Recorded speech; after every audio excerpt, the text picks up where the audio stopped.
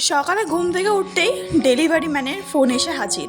চলো আজকে কী এসেছে সেটাই তোমাদের সাথে শেয়ার করি। তার আগে দেখে নাও 12টা বাজে দুপুর, আর এখন আমি বিছানা গুছাচ্ছি, কারণ আমি আজকে একটু দেরি করে ঘুম থেকে উঠেছি।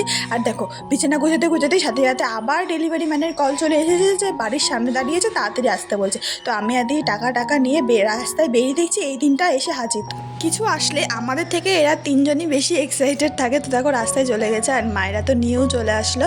আর এখানে আছে একটা টপটা দিদির জন্য নেওয়া হয়েছিল, আর একটা টপ অর্ডার দেওয়া আছে, ওটা আমার জন্য। তো ওটা আসলে অবশ্যই তোমাদের সাথে শেয়ার করবো। তার আগে দেখে নাও এই টপটা কেমন এসছে।